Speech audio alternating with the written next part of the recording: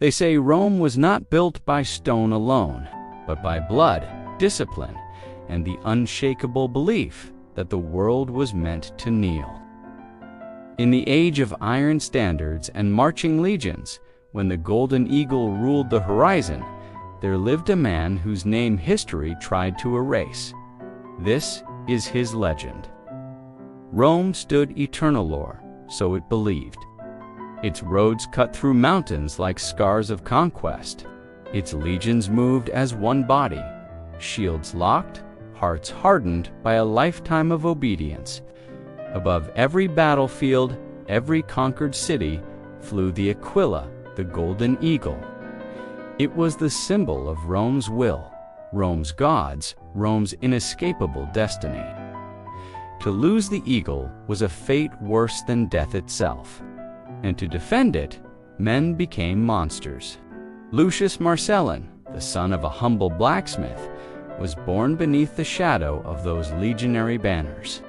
He grew up tall and broad-shouldered, with dark hair, cropped short, and eyes sharpened by the harsh discipline of the barracks.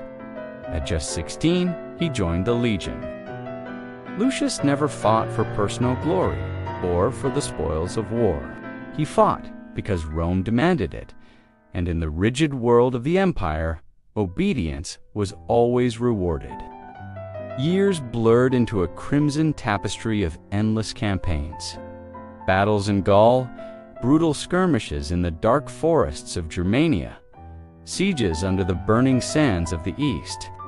Lucius rose steadily through the ranks, not through cruelty, but through an ironclad control over himself and his men. He was the perfect soldier, the embodiment of Roman virtue, until the day Rome asked him to choose between his duty and his soul. The emperor's order was brutally clear. A rebellious province far beyond the northern forests had refused to pay tribute. Its people worshipped old gods of wood and stone, and their king would not kneel. The Senate's decree was swift and merciless. Crush them, make an example. Lucius, now the legate of the legendary 9th Legion, was entrusted with the sacred eagle itself. Victory was expected. Mercy was not. The enemy king was a man called Aurelian, the Ashborn. He was a leader raised among smoke and stone, his crown not forged from gold, but from the unwavering loyalty of his people.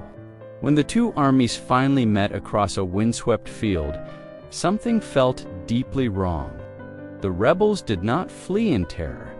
They stood their ground. They were farmers, hunters, fathers and sons, their eyes filled not with fear, but with a defiant resolve. Lucius watched them from his war horse, his hand gripping the cold metal of the standard. For the first time in his life, Rome did not feel like order. It felt like a relentless, insatiable hunger. Then came the storm. Steel screamed against steel. Shields shattered into splinters. The field turned black, soaked with ash and blood. The 9th Legion advanced as it always did, a methodical, unstoppable grinder of men. But the rebels fought with the fury of those defending their last breath, their very existence. In the heart of the chaos, Lucius faced Aurelian in single combat. As their blades clashed, he saw not an enemy, but a Marura man fighting for his home. Aurelian fell. The battle was over. Rome had won. That night, as the fires of the Roman camp flickered against the dark sky, the Senate's second command arrived. It was a single, chilling sentence. Burn the villages, kill the survivors. Erase their culture from the memory of the world. Lucius stood before the firelight. The captured villagers huddled before him. Children hid behind their mothers' skirts. Old men clutched broken spears, their faces etched with despair. The golden eagle gleamed beside him, a silent, judging witness. Rome was watching. His career, his honor, his very life depended on this moment. Lucius took a deep breath, looked at the faces of the condemned, and slowly, deliberately lowered the standard. In that moment of profound silence, he betrayed an empire. He ordered his men to stand down. Some, who had followed him for years, obeyed without question. Others, loyal to Rome above all else, drew their swords. Chaos erupted within their own ranks. The invincible Ninth Legion shattered not by enemy steel, but by a loyalty divided between a man and an empire. By dawn, the eagle was gone, and so was Lucius. Rome declared him a traitor, the highest of criminals. His statues were torn down, his records were burned, and history erased his name. Years passed, the world moved on. But along the northern frontiers, strange legends began to spread among the common folk.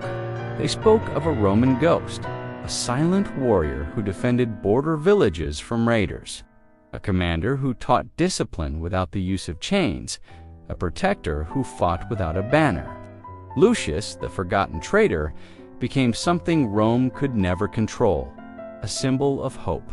When a new, ambitious emperor sent legions north to crush these persistent rumors and reassert Rome's dominance, they found him waiting. Older, his face a roadmap of scars, but his spirit unbowed. He stood not as a rebel leader, but as a guardian. He no longer fought against Rome. He fought for balance, for the idea that people deserved to exist. The battle that followed was brutal and short. Lucius finally fell, but his example had taken root. The people he had saved now stood and fought for themselves. Faced with a war they could not win without exterminating everyone, the legions withdrew. Rome would continue its march for centuries more. Its great roads would endure. Its powerful name would echo through eternity. But somewhere beyond the gilded pages of the history books, in the quiet stories of the people, another truth was remembered, that even in an empire built on absolute obedience, one man chose humanity, and because of him, Rome was never truly the same. Thanks for watching. If you enjoyed this story, be sure to like and subscribe for more legends from the forgotten corners of history.